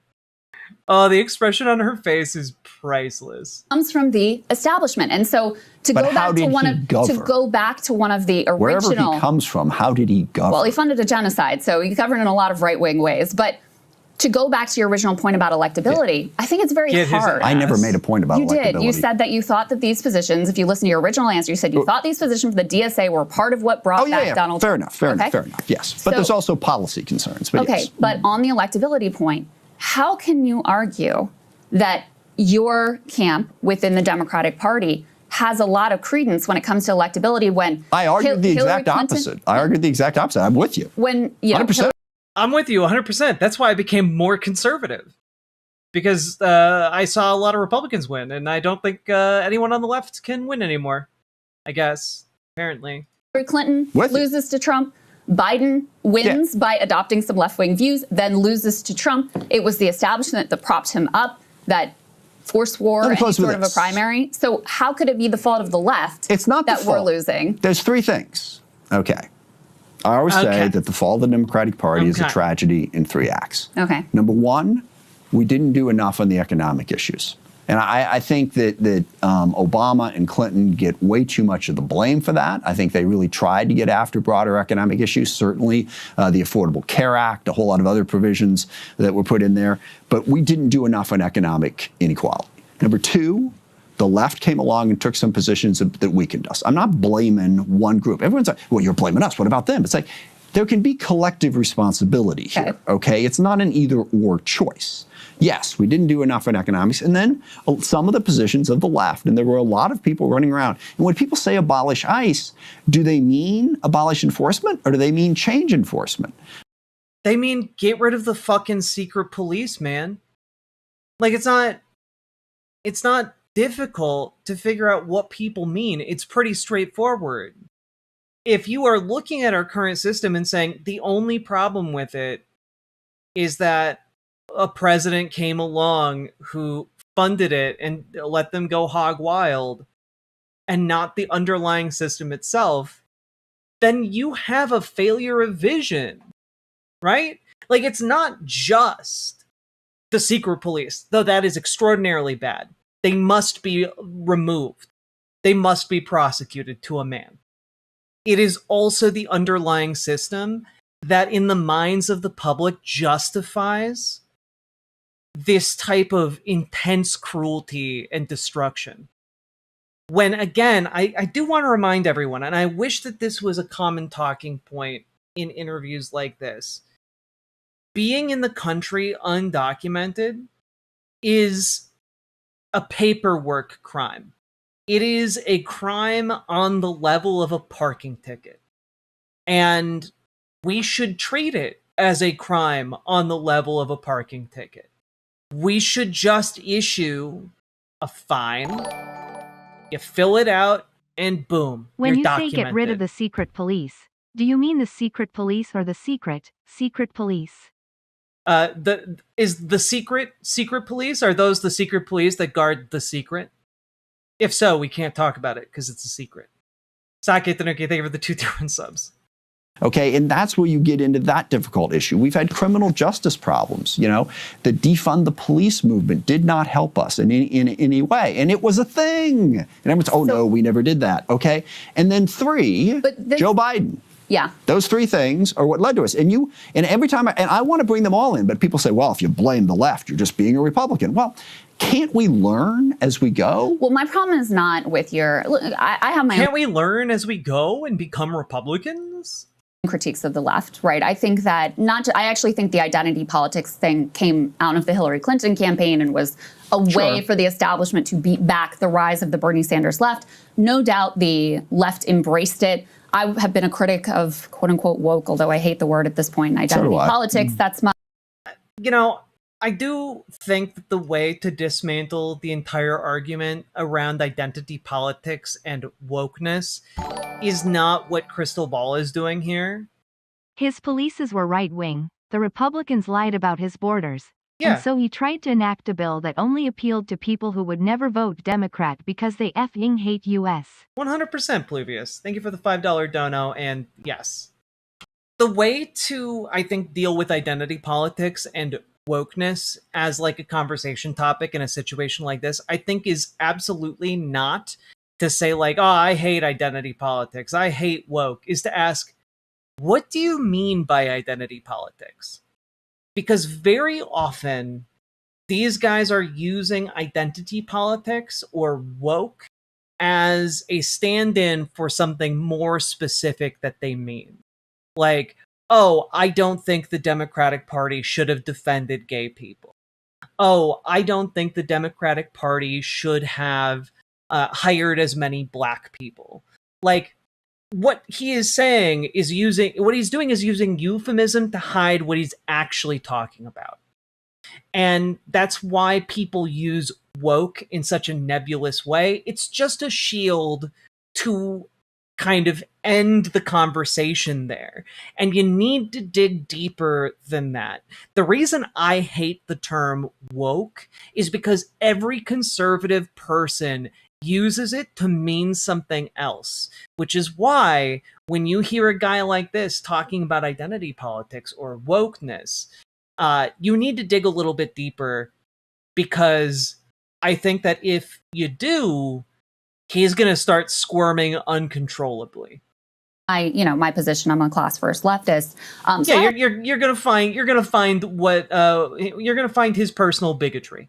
My own critiques here. I'm not saying you can't.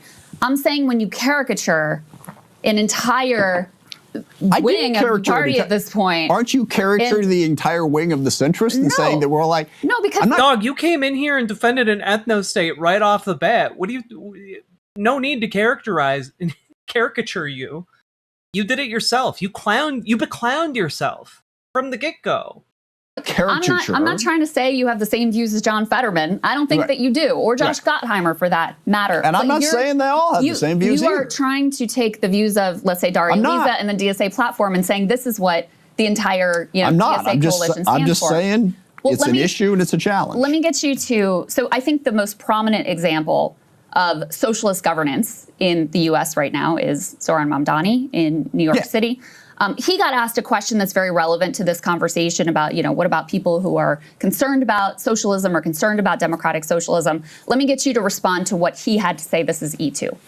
For all of the fear-mongering around democratic socialism, the best response is to show what it actually means.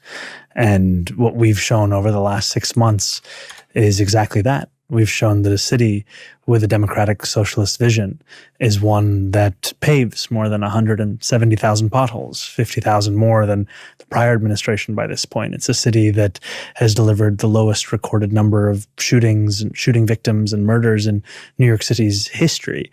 It is a city that is on a pathway to universal childcare, saving thousands of parents more than $20,000 a year. And it's a city that is doing all of these things while fighting for the people who are often left behind. Workers, who we've secured more than $10 million for, tenants, more than $64 million. These are all indicators of what is so... Jack, if you have a revolutionary hot dish potluck in St. Cloud, I'll come up there and make nachos. Hell yeah. I have a great tuna hot dish recipe.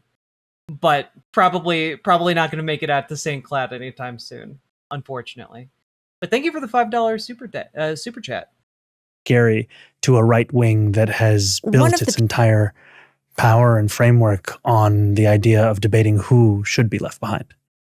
So is Zoran's version of socialism a version that you could get on board with, since he's really focused on the affordability pieces that you... I am encouraged by what he's doing. And I... This is...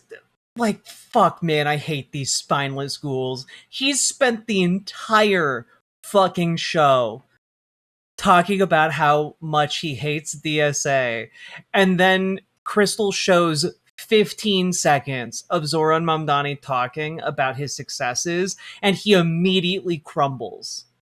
These weak-ass bitches, I swear to God, this guy has spent an entire 30 plus minutes building straw men, and Krystal pulls out a 15-second clip, and the second he sees it, he collapses. It's ridiculous. He's a clown. He is a caricature of himself. I think that form of trying to get things done, that's the other problem, is so much of the left, and certainly we experienced this in Seattle, became an academic exercise. They were spending all day long talking about, the history of racism, as opposed to going out in the community and saying, these are people who've been discriminated against. Let's get them access to capital so they can start businesses. Let's get them access to capital so they can get homes. Let's do a job, let's do workforce development so they can get jobs. It became an academic exercise about the history of the U.S. and about, are we, just an irreversibly bigoted racist? And that's all interesting. What are we doing to govern effectively? No, it's not. Are we all irreversibly racist? The answer is no. The answer is no. We can always improve ourselves. We can always root out our own biases and take them into account and make better decisions as a result. Fuck, man, this guy sucks. And actually, everything that Mamdani said right there, I'm encouraged. If you govern and focus on getting things done, so-called sewer socialism from back in the day, when you had mayors who were socialists because they were going to go out and work, that's great. As an academic exercise, will you want to explain to me the history of oppression when you say things to me like, well, that person can make that argument because of the power dynamic, and we operate in this weird intellectual world that's got nothing to do with practical problem solving. And it is wild to me to hear this guy, who is a sitting member of Congress, talk about power, the idea of a power dynamic being essentially academic bullshit. You're one of the most powerful people in the country. Yeah, people with different levels of power make different arguments. This guy spent half of this interview defending apartheid, defending an ethno-state, and now is talking about racism as if it is a academic concept that doesn't affect the real world. I am baffled. Power dynamics are not academic bullshit. They exist in every relationship between human beings. There's a power dynamic between parent and child. There's the power dynamic between boss and worker. There's a power dynamic between member of Congress and constituent. There is a power dynamic that matters. It matters when we're talking about the way we relate to each other. And these idiots can't figure out why they're getting swept out of office. Exactly. The second he got shown an actual socialist saying something, he fucking crumbled. Logic. Okay, that's where I have a problem. Michelle Wu up in Boston, also on the left, governing really well. There are other folks who haven't governed so well because they got trapped in this sort of ideological thing where the whole focus was on oppressed and oppression as opposed to actually governing well. So yes, I am encouraged by what I've seen in the last, 6-7 months in Mamdani's term. I'm a working class blue collar kid. I'm in favor of economic populism. And if I'm in favor of economic populism, says man who said Mamdani isn't speaking for our party. On Zoran Mamdani, Democratic Socialist, isn't speaking for our party. Look, the mayor of New York has never, ever been the leader of the Democratic Party. Mamdani isn't speaking for our party any more than I'm speaking for our party. It's a big tent, it's a big coalition. Yes, Fox News wants to focus on that, but let's focus on the fact that Trump is now underwater on immigration. But genuinely,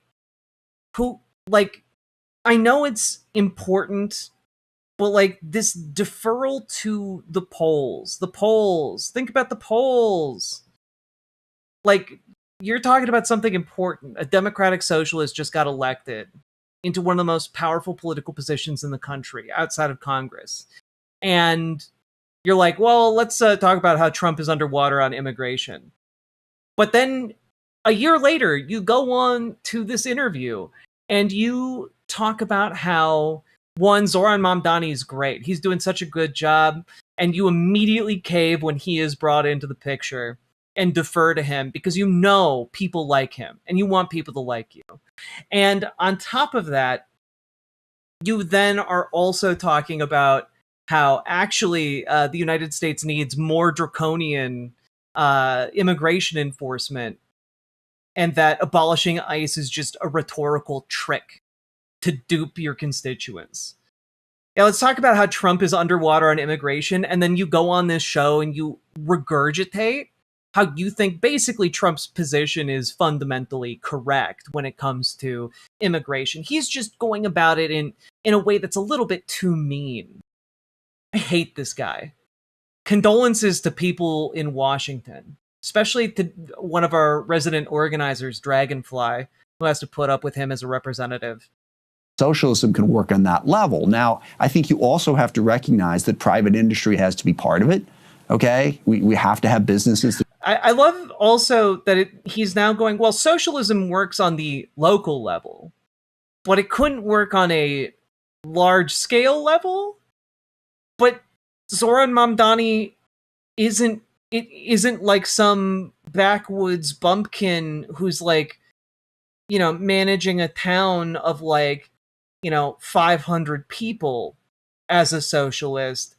He's literally the mayor of one of the largest cities on earth, and he's governing as a socialist. Clearly, that's a big difference and an indicator that this works on a larger scale. Grow, but yeah, I heard someone, I was up in New York a month or so ago, and someone said, the problem is we took the guardrails off capitalism.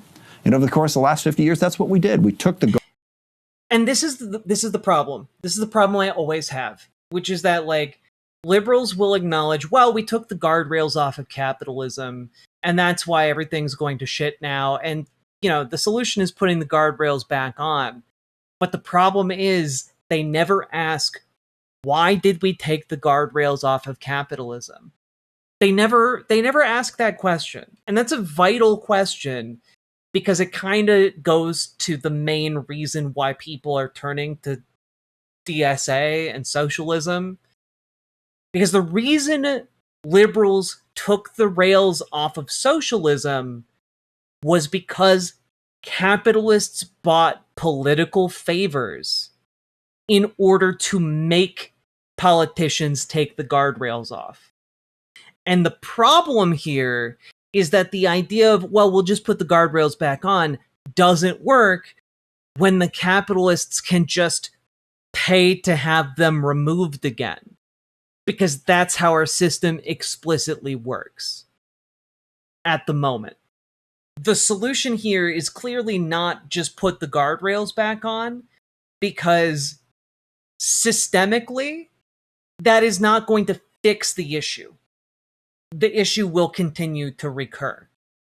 So we need to fix it in a more permanent way. Guardrails off capitalism. So let's put those guardrails back on. And if you want to call it socialism, whatever you want to call it, I don't care. But the guardrails on capitalism isn't socialism. That's just literally what you're describing as New Deal liberalism, which is better than what we have now, but not a permanent solution. Govern more effectively. So let me ask you then, Josh Gottheimer said, if you're a socialist, you're not a Democrat. It sounds like you don't agree with that. No, I mean, but again, the problem with this is the whole abolish ICE thing. You throw a term out that means 15 different things to 15 different people, and then you say, well, it didn't mean anything to me. I was just using it because people liked it. You know, because you're a spineless jag. You're like, do you support this? It's like, well, which one of the 15 versions are you talking about? I'm not asking you to support it, but he and others have said basically, we don't want these people in the party. Well, we don't want to share the tent with them. And it doesn't sound like you're in that place. I am not. Now, I think we ought to be able to have a conversation about the issues. I was sick to death, and you did it to me again, when I was trying to say, hey, look, on immigration, you know, we need to show that we are in favor of enforcement. Well, you're just giving me Republican talking points. I didn't say that. Yeah. No. You said something about me like sound like a Republican earlier. No. I said, why can't we have a conversation about it? What I said is that when you take the most radical position of one person or from a policy platform and you paint with a broad brush, you're handing Republicans a talking point. Oh, this is what these people are. But also, Republicans are going to say that about this guy, and they're going to say the same things that they say about Zoran Mamdani about Adam Smith. What I'm saying is that you could easily be put into that camp, too, given some of your positions that you continue to hold. For example, whether you want to call it dismantling ICE or reorganizing ICE under a different agency or whatever you want to call it. You support getting rid of ICE. It's not actually a joke. It's how are you going to enforce it? What sort of enforcement are you going to do? And if going back to the Justice Department makes sense to me. And, you know, ICE would no longer exist, but you'd still have immigration enforcement. But this is the biggest... Could you actually, I am curious your view, because the counter to that would be, well, if you're just going to do enforcement, why not just keep ICE and reform ICE, right? There's some group of people would say, oh, it's too radical to get rid of ICE. We need to just reform it, vet better, et cetera. Why do you think that it needs to be taken apart? Because obviously I agree with you. What Trump has done with it, I think just puts it in a category. And I don't know. Yeah, but what would putting it in the Justice Department do? Like, if you're just moving it under a different umbrella, it can still be abused by a future president. Like what you're talking about doesn't preclude a president from abusing the office to reform the secret police. What are you talking about? I mean, theoretically, within the Department of Homeland Security, I suppose you could have immigration enforcement that made sense. But I think at this point we need a clean break. And look, the biggest thing that I want in all of this is the ability to have a conversation, all right? And this is my biggest problem with the left. I have been unable to hold a town hall meeting for a year because a bunch of leftists show up and scream at me and don't let anyone else speak. We had a hearing in the University of Washington on whether or not to divest from Israel. After all the protests, we're going to have a hearing. So the first 3 people got up and testified in favor of divesting. 4th person got up and testified against divesting. 2 sentences in, shouted down, screamed at, wouldn't stop. The meeting, you talk about illiberal, okay? Having people stand out in front of my house, screaming death threats at me and threatening my wife. Okay, and the left, oh, well, of course we don't support. We're peace activists. We would never do something like that. Okay, how about you just say no? The fucking hypocrisy of this guy is sending me up the wall. This guy is like going out there and openly advocating for an ethno-state. and acknowledging it is an illiberal position that he holds, but he believes in liberal values. And then he, one of the most powerful people in the country, points at constituents of his criticizing his position and says, you guys aren't criticizing my position the right way. You are the illiberal ones. And it's like, well, I'm not condoning what they're doing in terms of like sending him death threats, what have you. But like, it is their right to protest. That is a fundamental right you have in a country that has protections for freedom of speech, which does not include making death threats, just to be clear. But like, people criticizing you, however harshly, does not equate to an illiberal structure of government, and in no way is equatable to an ethno-state. And this man openly in this conversation has supported an ethno-state, openly supported violent action that has been a part of a prolonged act of deliberate genocide engaged in by the Israeli government across all levels. No, they did it. It's wrong. We're against it. We are going to be liberal. We're going to stand up for stuff. I think that whole thing has created a major problem as well. And that's what I try to have these conversations, and people, wow, you're just a Trump supporter. And we have to be able to have an intellectual discussion. I mean, the problem is, the discussion is simply, you believe ethno-states should exist in some cases. And I want to be very clear here. I would wager 95+% of Democrats, if you asked them, are ethno-states ever justified, would say no. He is out of step with the vast majority of the Democratic Party. He just doesn't seem to realize it yet. Positive thing, I think Mamdani has done that. Yeah. I don't agree with everything he's doing, but he's having legitimate, thoughtful conversations instead of screaming matches over who can threaten the loudest. Let me just, last question, because I know you have a briefing that you need to get to. As a result of your vote on the Massey Amendment, which would block aid to Israel, AIPAC said, basically, we're done with this guy, pulled your name off their fundraising website. You're a person who, you are in a very important position for them, ranking member. They've given you a lot of money in the past. Have you spoken to them about that decision? Yes. And would you, in the future, do you want their money back? Because I know Pat Ryan was in a similar situation. Yeah. He said, I'm done with them. I don't want their money. I don't think that we should This is another thing that I've never bought into. Well, can I finish my question? Yeah. He said effectively, I don't think we should be in league with this right-wing foreign government and an organization that supports it. Do you share that view, or you would be open to taking their money again? I'd be open. I mean, given my position, I don't think that's going to happen. It's always been my position. I vote, take positions, and people decide whether or not to donate. And that's another thing. Yeah, no. And you've never, definitely never made a connection between how you vote and the amount of money that comes in. No, sir. I'm sure. Never had your member of your team sit down and crunch the numbers on that one. I don't think the left should take no money from corporations. Corporations are evil, they're awful, they're terrible.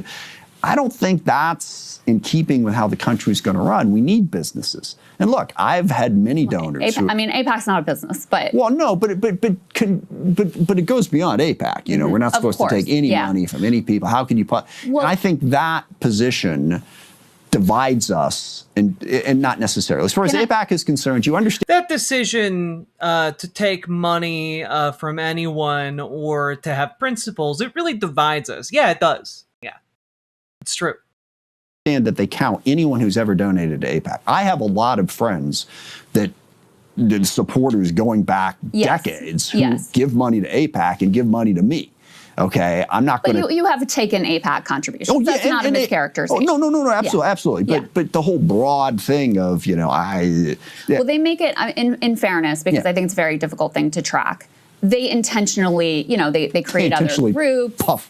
And they try to hide some of this money now that it's become a toxic name. But final, real last question for you. Abdul El-Sayed running in Michigan against Representative Haley Stevens. AIPAC and affiliated groups have spent $30 million in that race to support Haley Stevens.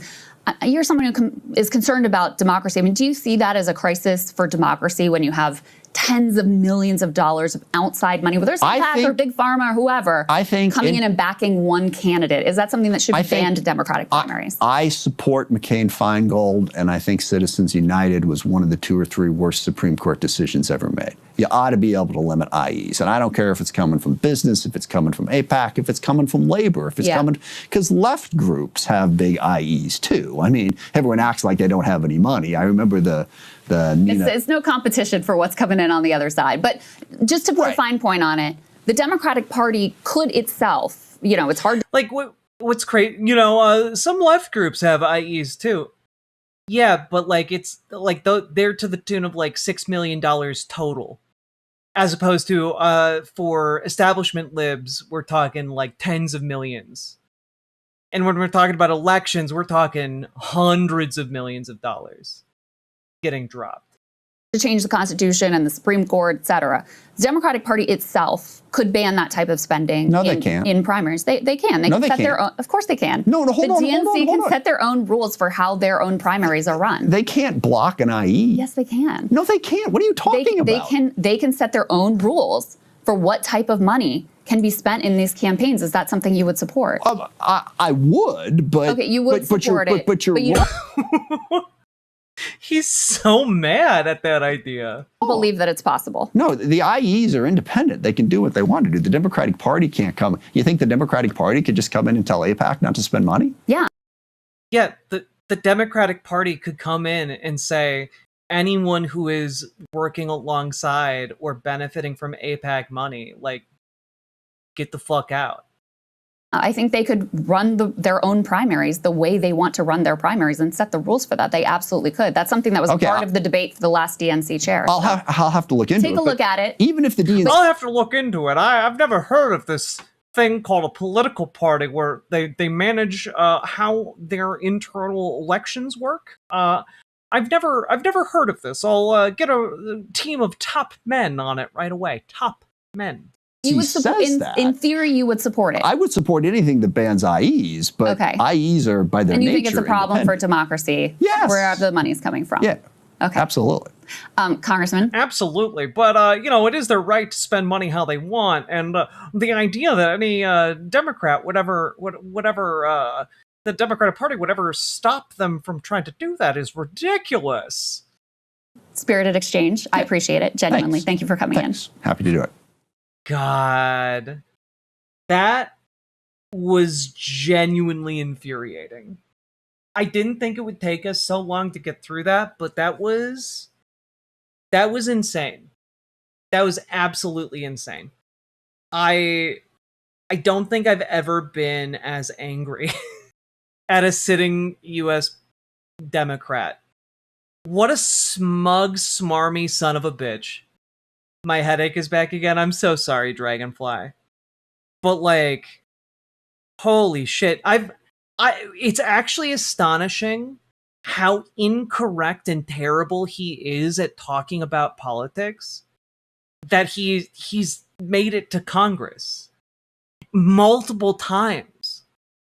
The fact that the Democratic Party allows him to remain within it when he's openly talking about embracing an ethno-state, is genuinely shocking.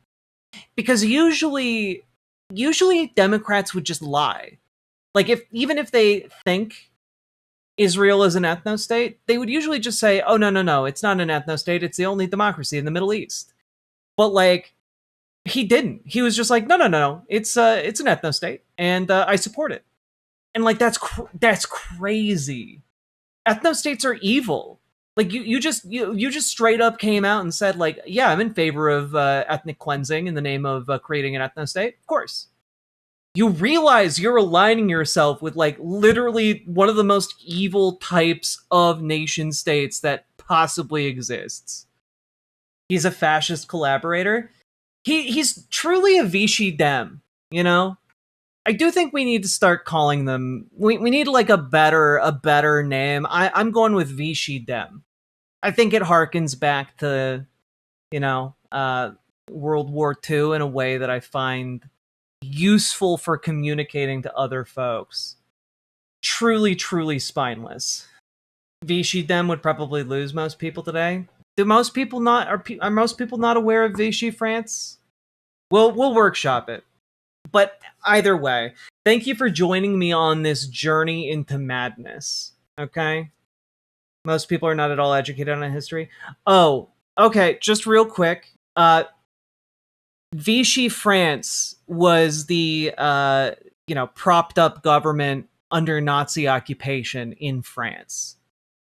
And they were collaborating with the Nazis, were generally reviled, and truly awful.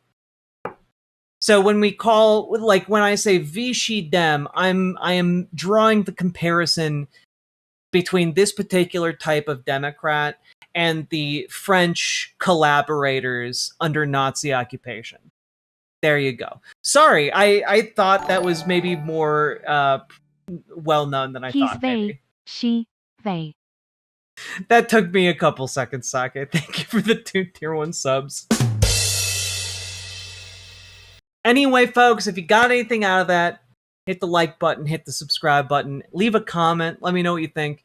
Let me know what you think about Vichy Dems as like a title for absolute quizzlings like this. And all that being said, get involved. Join your local Dems, join your local DSA, because we need to build up political power on the local level to pry motherfuckers like this out of politics, kicking and screaming. There is no reason this guy should be holding a congressional office. And we need to build the political power to rip him out. So, all of that being said, folks, join your local Dems, join your local DSA. If you don't know where to start, join our Discord and reach out to GamerG for help with DSA. Reach out to Dragonfly for help with your local Dems. We can help you figure out how to get to your first meeting, do what to expect, all that jazz. And also, if you want to do any phone banking or door knocking outside of your local area, go click on the link below in the description for Progressive Victory, because you can get involved in door knocking or phone banking literally anywhere in the country for progressive candidates. Great organization. Go check it out down below. And last but not least, folks, check out ImogeneOlivia.com. Gender euphoric lingerie designed from the ground up for trans femmes, tested with cis men, cis women, non-binary folks. It is comfortable, sexy, non-tucking lingerie. And we just got a full restock and 2 new sizes, new color. Go check it out, ImogeneOlivia.com. Link down in the doobly-doo. Let's keep on going. Riverboat deck is going to town. All the viewers gather round. Twitch and YouTube and swishy streams. All that content is bursting the scenes. Politics, gaming, and plenty more. Your sense of fashion you'll adore. So grab your stuff and hop aboard. We're going straight to Jack's Discord.